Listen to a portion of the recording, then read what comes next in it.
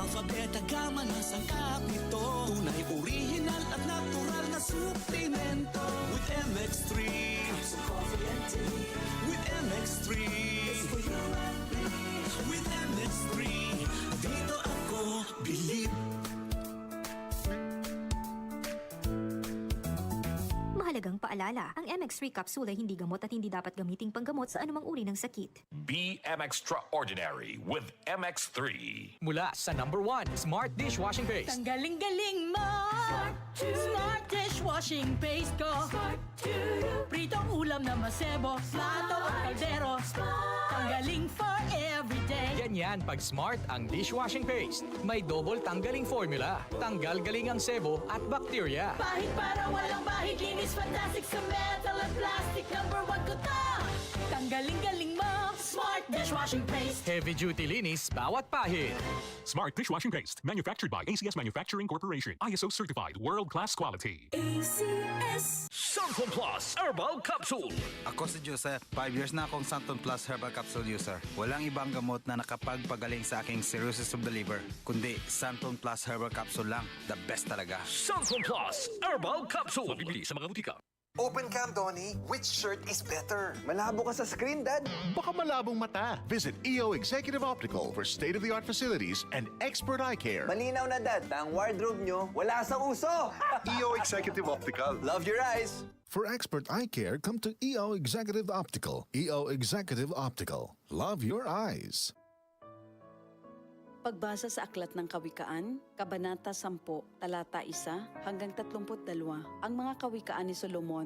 Ang matalinong anak ay ligaya ng magulang, ngunit tinik sa dibdib ang anak na mangmang. Ang yamang buhat sa masama ay di papakinabangan, ngunit ang katuwiran ay maglalayo sa kamatayan. Ang matuwid ay binibigyan ni Yahweh ng kasiyahan, ngunit ang masamay kanyang ginugutom naman. Ang kamay na tamad ay tiyak na magdarahop, ngunit magbubunto ng yaman. Ang kamay na masinop, ang nag-iimba kong tagaraw ay nagpapakilala ng katalinuhan, ngunit ang natutulog kong anihan ay nag-iipon ng kahihiyan. Ang matuwid ay mag-aani ng pagpapalat kabutihan, ngunit ang bibig ng masama ay nagtatakip ng karahasan. Ang alaala ng matuwid mananatili kailanman, ngunit pangalan ng masamay tiyak na mapaparam. Magandang payo ay tinatanggap ng pusong may pangunawa, ngunit kapahamakan ang wakas ng mangmang na masalita. Ang namumuhay ng tapat ay pinaghaharian ng kapayapaan, ngunit ang may likong landas ay malalantad balang araw. Ang malilikot na mata ay lagi sa kaguluhan, at ang bibig na maluwang hahantong sa kapahamakan. Ang bibig ng matuwid ay bukal ng buhay, ngunit labi ng masama ay nagtatakip ng karahasan. Sa hari-saring kaguluhan ang bunga ng kapuotan,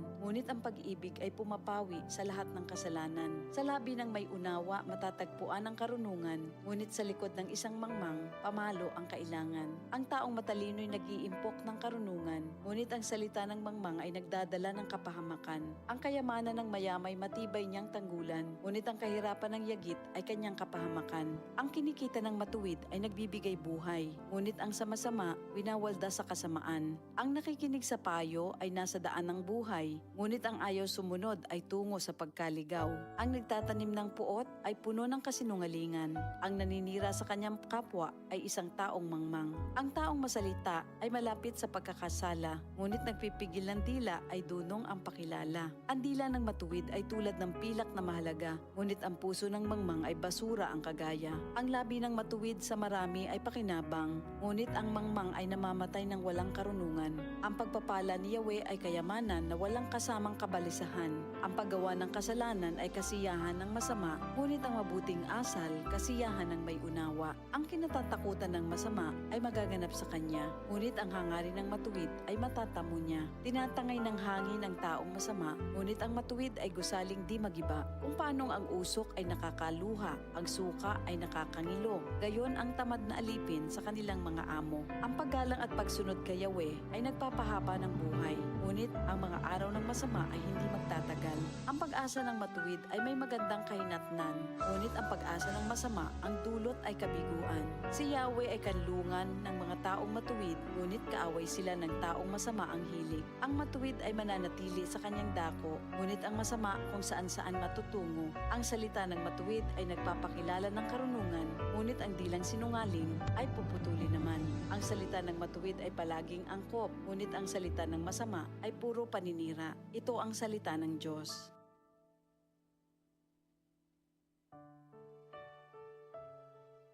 Goodbye to me, Masya. Hello, Bright Bar Blue. Isang labanan yan. Bright Bar Blue. Pride Bar Blue with powerful stain-away enzymes. Malupit magtanggal ng dumit mancha pero di masakit sa kamay. Goodbye to me, Masya. Hello, Bright Bar Blue. Isang labanan yan. As tested ang cotton and polycotton. Sa mancha, malupit. Sa kamay mo, mabait. Pride Bar Blue. Manufactured by ACS Manufacturing Corporation. ISO certified. World-class quality. ACS. Ito ang DCXL News. 558 kHz. 6 na dekadang maaasahan. Sa balita at serbisyo publiko. Ang himpilan ng RMN Network sa Mega Manila. Live sa radyo at online